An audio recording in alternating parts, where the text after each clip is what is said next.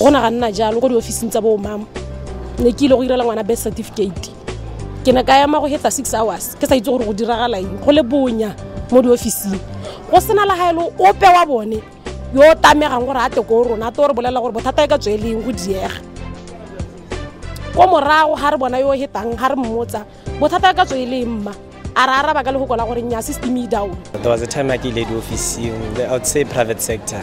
These guys, when you get there, how kopa thuso ya la ya tiro, anything, more especially how to drop the application, they'll just tell you that no, the applications are how about the and then they don't get back to you with attitude and stuff like that. Basically, I would say the way they present themselves to us is not pleasing how in that organization, and at the end of the day we tend to have a bad image about that organization itself. It depends from one place to another.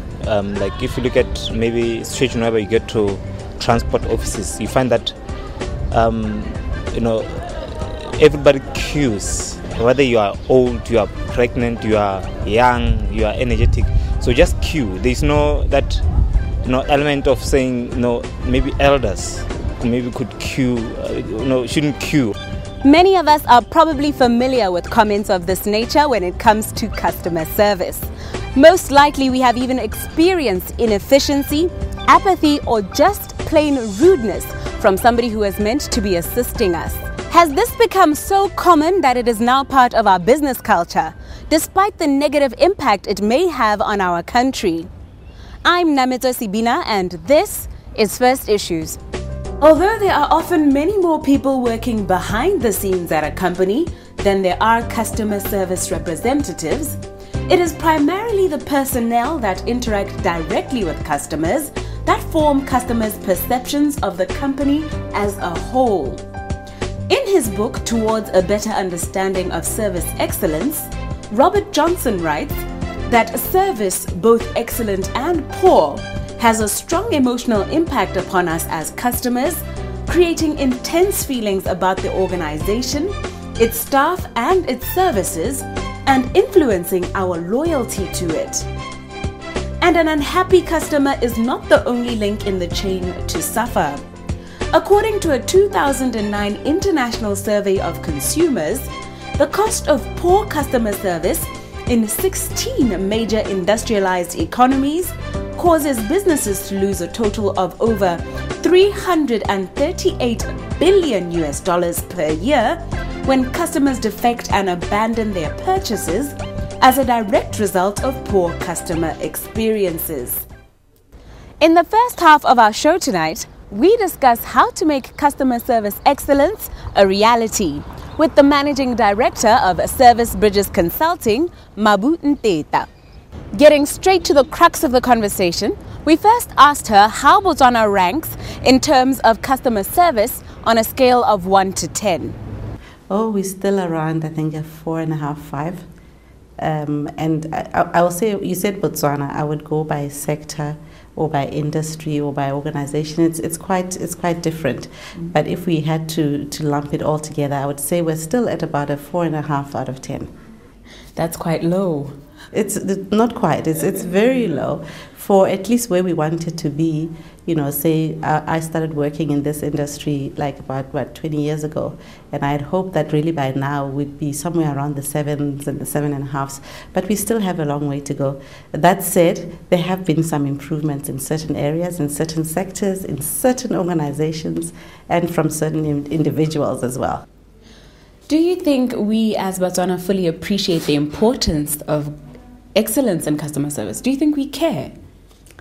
Oh, absolutely. Absolutely. Botswana, I think I've said over many years that as a nation, we're people who really appreciate hospitality. And I think that as you were raised as a small child, even in your home, that a visitor is held in the highest regard, isn't it? So we cannot say that as Botswana we really don't know how to take care of our visitors, because customers basically are just like visitors in your own home. And I think yes, we have grown up knowing that visitors have to be treated with the utmost care. But we also know that when it comes to the workplace, sometimes we divorce ourselves from the job itself. So it's no longer your home, it's no longer your responsibility, it's someone else's company. And I think the mindset tends to change a little bit when now we're wearing the shoes of a service provider.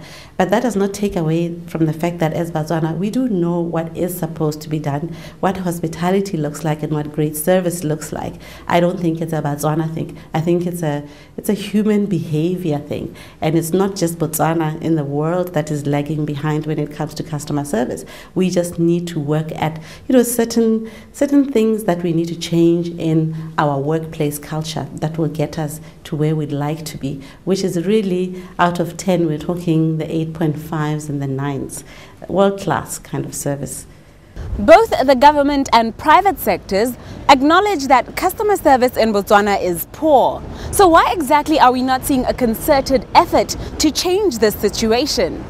There's a lot of talk about public sector reform, and around those reforms there's a huge component of service, because as you know, in the public service it's actually imperative that the service improves there, because it's where you don't have a choice really. A lot of the government departments that serve us, it's not like you have a choice. It's not like if you don't like F&B you can go to Barclays Bank or you go to Stanbic, etc., etc.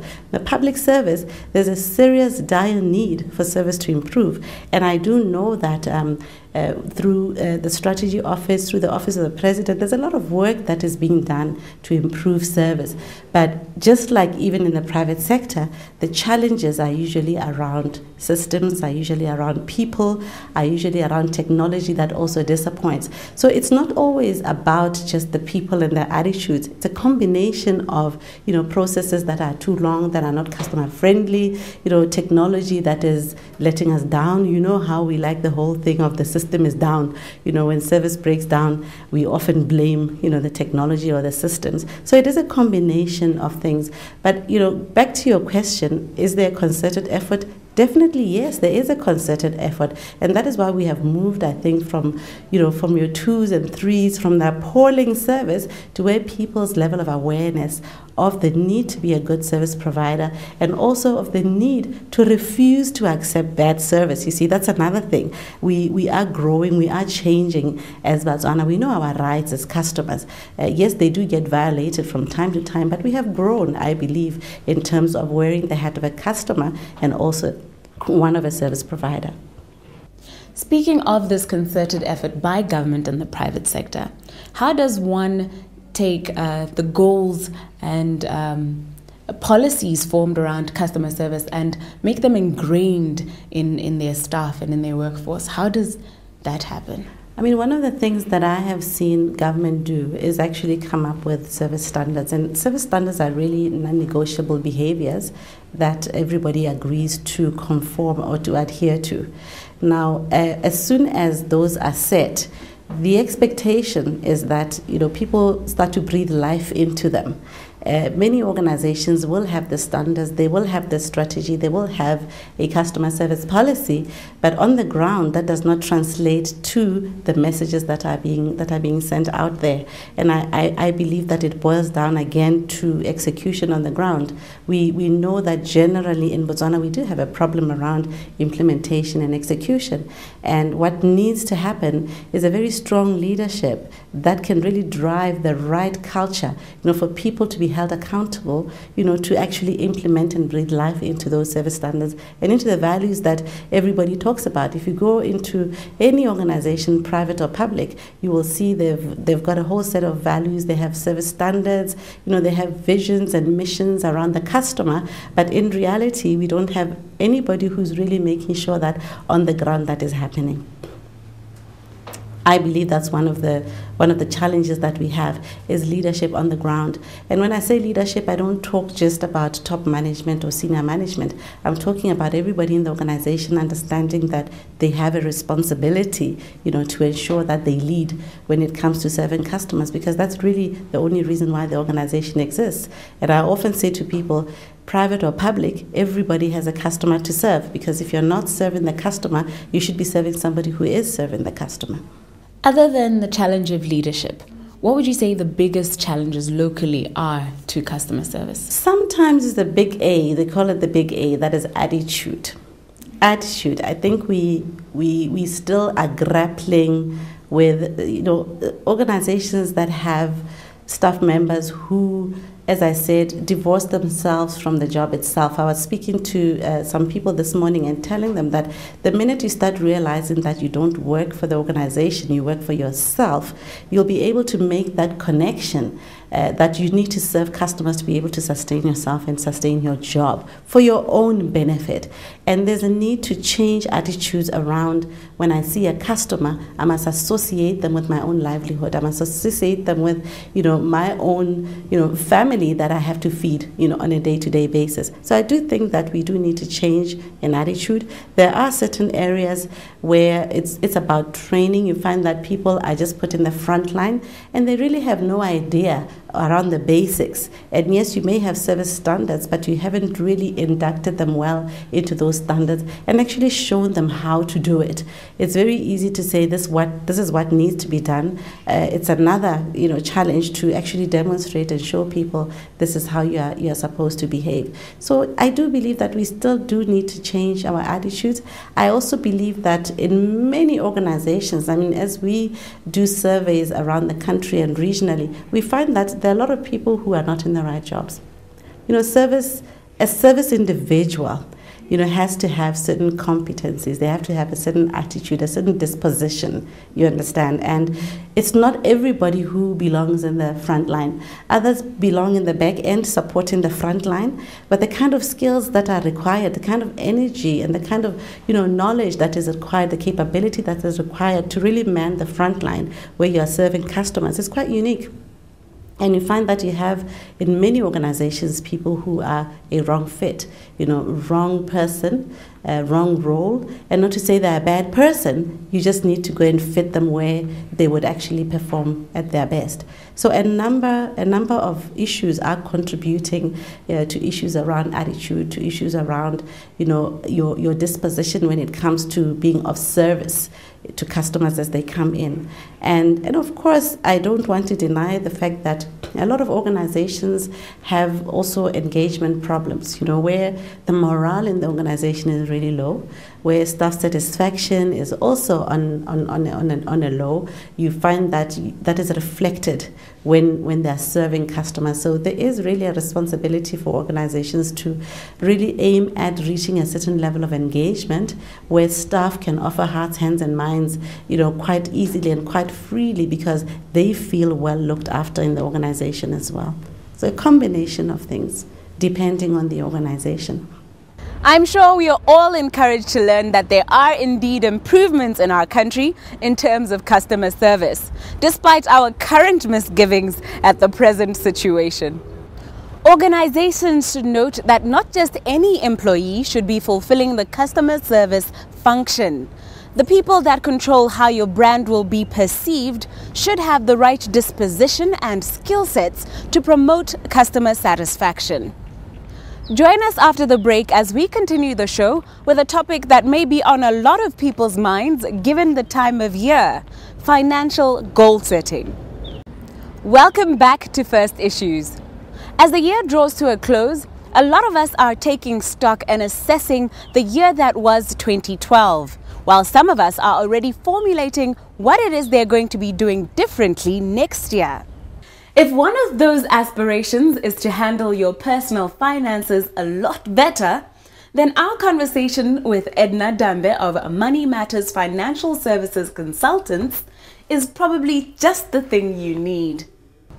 Over the next few weeks, we shall be covering the components of financial planning, financial goal setting, budgeting, asset allocation, retirement planning, and estate planning to give you, the viewer, the right tools to begin 2013 on the right footing. To begin our series, we asked Edna to define the concept of financial planning. Financial planning is the management of your resources and your income to achieve your personal objectives.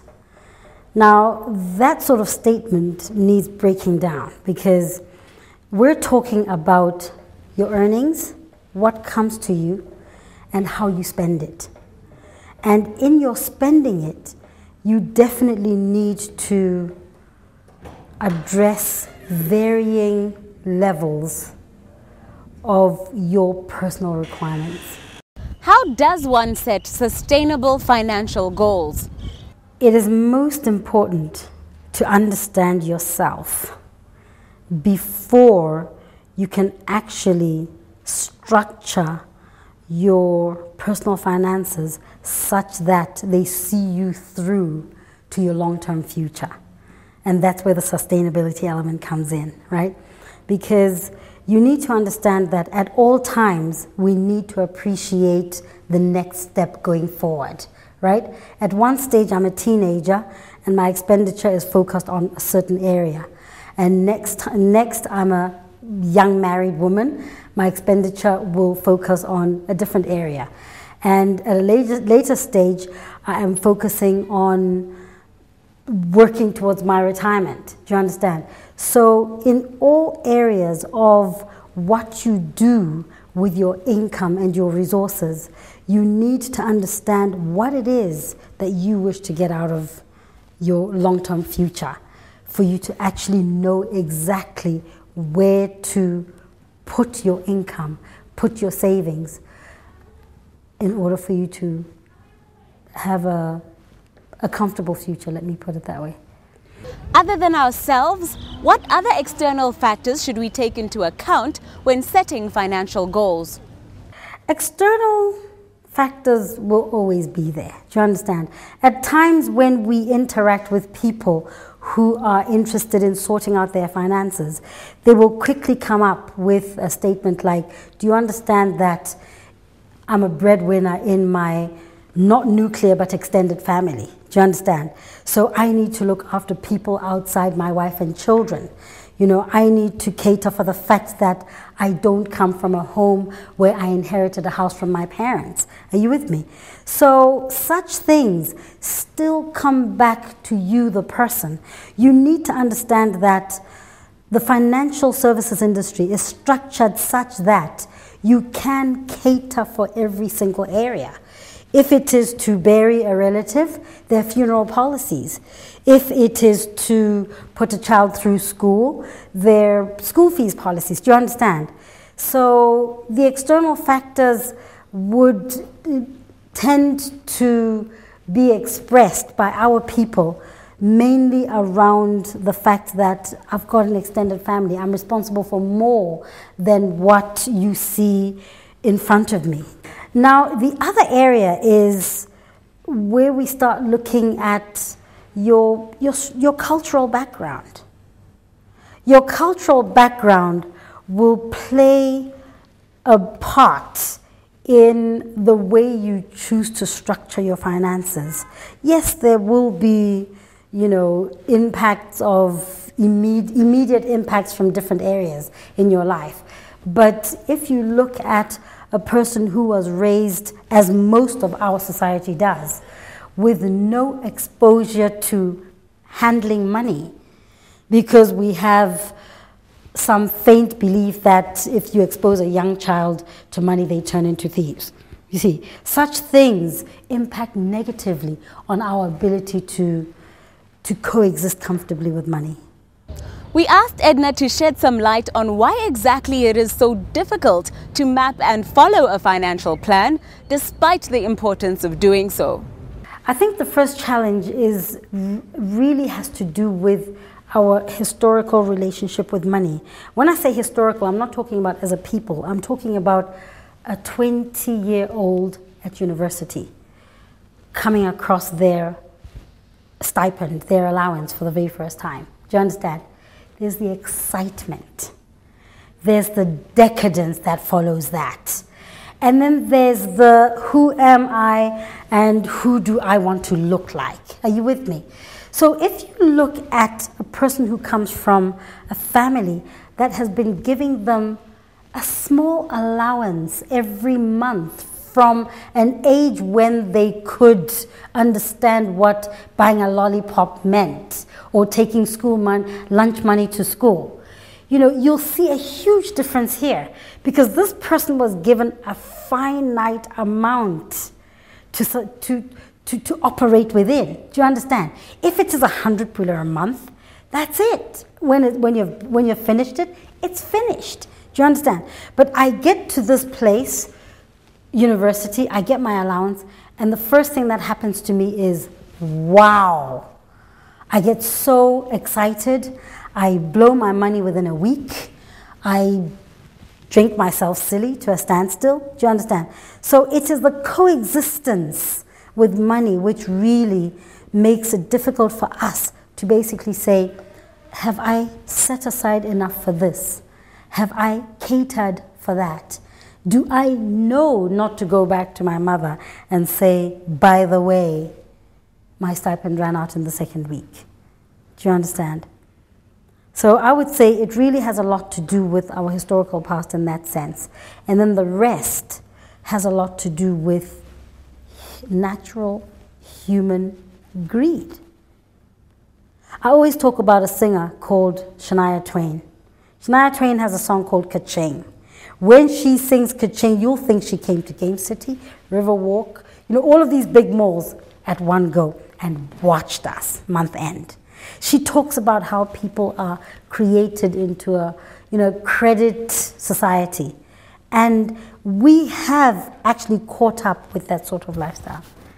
So it really just has to do with natural human greed, where we need to tone down and say, will this get me to where I need to go? Especially in today's age of so much uncertainty. It is now time for business and finance news that made headlines this week.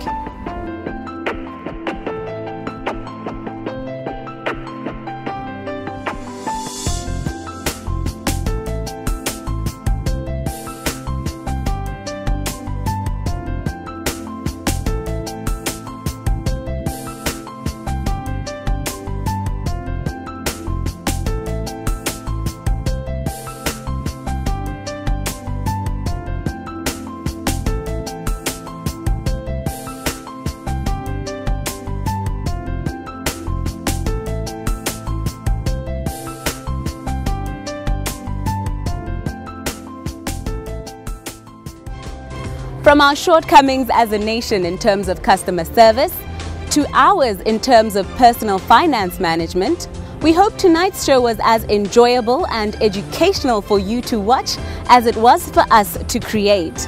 From me, Nameto Sibina, the team behind First Issues, our valuable sponsors, First National Bank, we wish you a good night and enjoy the rest of tonight's programming.